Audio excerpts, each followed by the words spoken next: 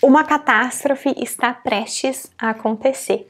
Hoje a gente vai conhecer o esquema de vulnerabilidade ao dano e à doença.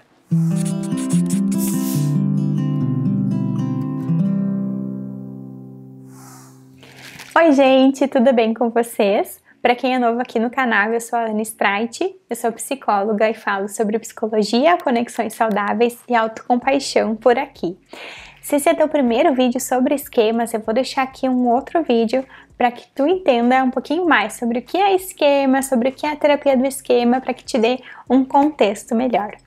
Nesse vídeo a gente vai falar sobre o esquema de vulnerabilidade ao dano e doença, que é um esquema muito comum para as pessoas que sofrem com os transtornos de ansiedade, porque é um esquema que traz a sensação de que algo muito ruim está para acontecer, só não aconteceu ainda por falta de tempo, porque a certeza desse esquema é que algo de muito catastrófico, de muito perigoso tá por acontecer. A gente vai conhecer aqui nesse vídeo a paciente fictícia Bianca, que chega no consultório com muita ansiedade e muita apreensão. A Bianca me fala que ela tem a certeza de que ela tem uma doença gravíssima, só que os médicos só não descobriram ainda. Ela vai passando de médico em médico, ouvindo deles que ela não tem nada, mas nenhum médico, nenhum exame é suficiente para ela se confortar e acreditar que de fato ela está saudável, que não tem nenhuma doença ali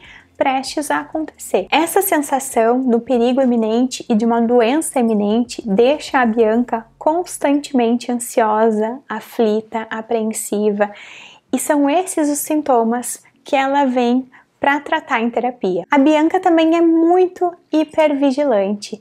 Ela conhece cada sintoma, cada sinal do corpo dela de uma maneira exagerada. Ela sabe, inclusive, quando a barriga dela ronca, ou ela conhece movimentos ali do estômago, do intestino, que uma pessoa sem esse esquema dificilmente perceberia.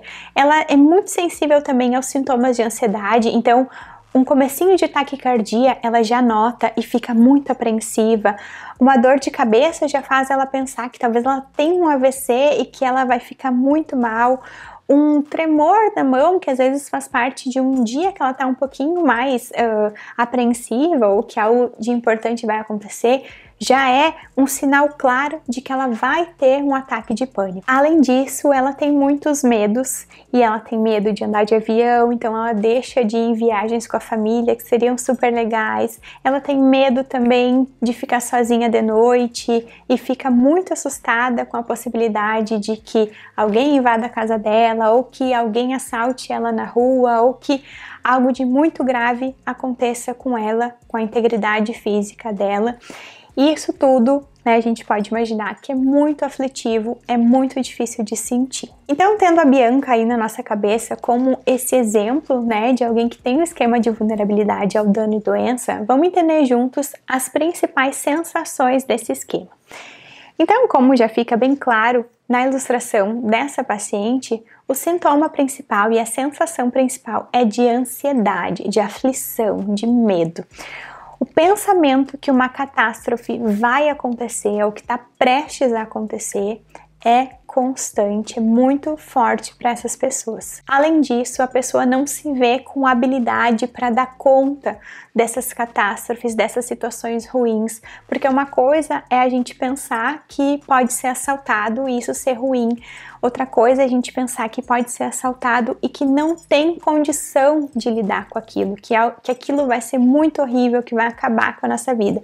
E é assim que a pessoa que tem um esquema de vulnerabilidade ao dano e doença vê, como se ela fosse muito vulnerável para lidar com os momentos difíceis, com os momentos imprevisíveis ou perigosos da vida. Esse esquema ele vai se dividir em 4 tópicos que vão se caracterizar entre temas. Então, os esquemas em si, eles vão dando, a pessoa vai dando sua carinha a eles, a sua subjetividade. Para cada pessoa vai se manifestar de um jeito um pouquinho mais peculiar. No caso desse esquema, então, os 4 tópicos podem ser saúde e doença, então preocupações com relação à saúde, a ter uma doença grave, aos sintomas físicos. O segundo é com relação à pobreza, então poder ficar pobre a qualquer momento, poder perder tudo o que teve, a nunca mais ter dinheiro, então uma catástrofe nesse sentido. Um outro tipo de esquema de vulnerabilidade ao dano e doença é com relação a perigos, então a pessoa fica muito vigilante a todos os perigos que ela pode correr, tanto com a sua integridade física, com relação a ter algum acidente, a sofrer algum mal por alguém, a ser atacado, enfim, alguma coisa nesse sentido.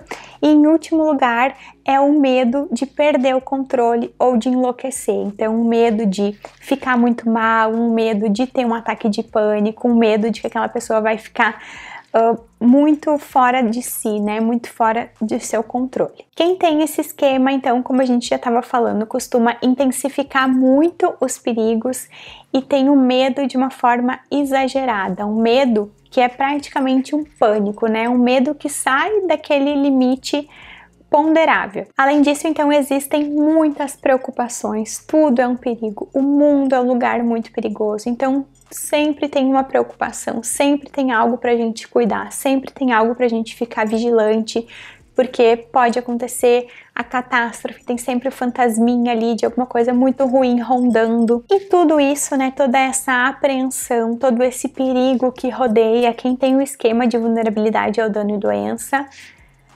indiretamente, né, causa a dificuldade dessa pessoa de aproveitar os bons momentos da vida, de curtir, de relaxar, de ter momentos ali de despreocupação, né, momentos onde ela possa ficar tranquila, onde ela possa relaxar, onde ela possa ficar bem, enfim, sem nenhuma nota mental de algo que ela tenha que cuidar, de algo que ela tenha que ficar ali vigilante. Algumas frases típicas do esquema de vulnerabilidade ao dano e doença.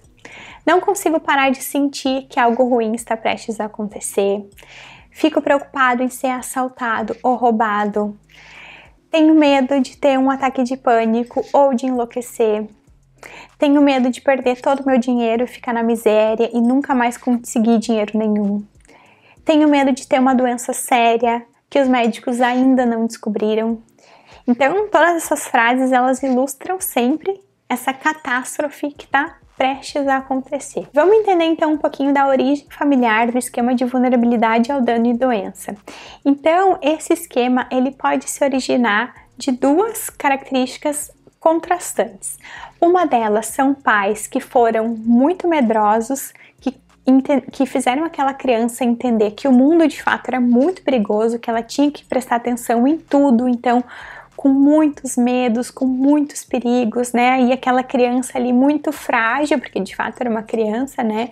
Para dar conta, muito desprotegida, muito sem ajuda para lidar, né? Com os perigos. E pelo outro lado, existe uma criança que não foi protegida de nenhuma forma e que de fato teve que lidar com coisas que eram muito assustadoras porque ela era uma criança. Então, para uma criança, situações que para nós adultos são situações triviais, ficam de fato muito grandes e muito perigosas. Também existem duas origens desse esquema para a gente entender um pouquinho mais, que é, uma delas é a criança ter passado por momentos da vida ali pequena, onde ela era mais doente, então ela tinha que ir muitas vezes para um hospital, de fato aquela vulnerabilidade na vidinha dela era uma realidade, então uma criança que teve muitas vezes doentinha, né? Uma criança que teve que ir a muitos médicos, então esse fantasma ali pairou sobre aquela família, né? Da doença, da vulnerabilidade em si. E um outro fator que é importante a gente analisar é que um dos pais pode ter sido, então, essa pessoa que ficou doente ou que teve uma situação traumática ou que morreu mesmo, né? Ou que viveu daqui a pouco um acidente e que aquela criança foi exposta indiretamente a essa situação também de muita vulnerabilidade que daqui a pouco aconteceu com um dos pais ou alguém importante na vida daquela criança. Quando a gente fala nesse esquema, é muito comum que ele influencie também as escolhas amorosas. Então, quem tem esse esquema de vulnerabilidade ao dano e doença tem a tendência de procurar parceiros que sejam muito protetores, muito cuidadosos, muito quase que super-homens, assim, né? Que vão garantir a segurança, que vão garantir a estabilidade daquela pessoa, né? Porque ela mesma não se sente capaz ou não se sente habilidosa o suficiente para lidar com os perigos, para lidar com os riscos naturais da vida adulta. O problema dessa escolha, pela influência ali do esquema de vulnerabilidade ao dano e doença, é que a sensação de vulnerabilidade, a sensação de perigo, ela se mantém, porque é como se eu só me sinto protegida por ter essa outra pessoa aqui do meu lado. Então, porque eu tô num relacionamento com alguém que eu vejo como protetor ou que eu vejo que me dá estabilidade, mas sem ela eu continuo me sentindo vulnerável. Então, a sensação de vulnerabilidade, por mais que ela não está sendo sentida por conta desse relacionamento, ela ainda está ali, né, sendo reforçada, sendo mantida. Então, ainda acaba que a condição do esquema ainda fica presente dentro, né, lá nas profundezas daquela sensação, das sensações daquela criança. Agora, vamos entender algumas estratégias que a gente pode fazer para dar conta, para lidar com esse esquema de vulnerabilidade ao dano e doença, para que ele fique mais ameno, para que ele não impacte tanto negativamente. A primeira estratégia é poder olhar para aquela criança que tu foi, né, aquela que se sentia muito vulnerável, muito desprotegida, muito frágil diante dos perigos da vida. Olhar para tua história e tentar entender o que dela, o que das tuas vivências gerou essa sensação de que a vulnerabilidade está sempre presente, né? E poder olhar para isso com uma forma empática, com uma forma amorosa, sem criticar aquela criança, mas justamente para poder acolher ela e te diferenciando também dela, né? Dessa vivência, para poder fazer uma história nova daqui para frente. A segunda estratégia é listar todos os teus medos, todas as tuas preocupações, né? Fazer uma hierarquia de medos. Qual que é o teu medo maior de todos, né? De andar de avião, por exemplo, de ficar sozinho em casa. Poder listar esses medos e ter um olhar mais realista a eles, né? Poder entender os teus inimigos ali de frente. A terceira estratégia é pedir ajuda para alguém que é da tua confiança, aí aos pouquinhos enfrentando esses teus medos, né? Para que tu não só evite eles, não só, por exemplo, se tu tem medo de andar de avião, que tu nunca ande, né? Ou que se tu tem medo de ficar sozinho, que tu nunca fique sozinho, mas contar com a ajuda de pessoas da tua confiança, às vezes até num processo de psicoterapia para poder enfrentar esses medos, para poder ir superando aos pouquinhos esses medos, né, para que o esquema também vá diminuindo e com isso os sintomas, as sensações ali de apreensão, de ansiedade também irem diminuindo junto. A quarta estratégia é poder examinar a possibilidade desses medos se tornarem reais, né? O que é possível nem sempre é provável, a gente precisa lembrar dessa diferença. Tudo bem, é possível que caia um raio enquanto eu estou gravando esse vídeo.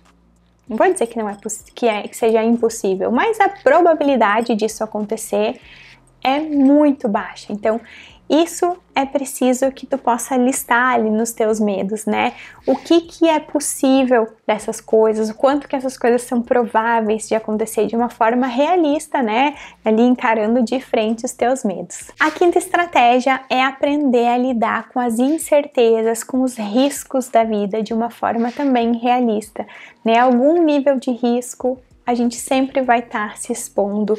Por mais que a gente queira, né, quem tem esse esquema aí queira se colocar numa bolha protegido de todos os maus, ainda assim tem o risco da bolha ali ter algum problema, né? Então é importante poder olhar para isso e poder entender quais os riscos que tu tá disposto a correr e também a aumentar aos pouquinhos a tua habilidade de correr riscos e o quanto que tu te percebe como alguém capaz de correr riscos, né?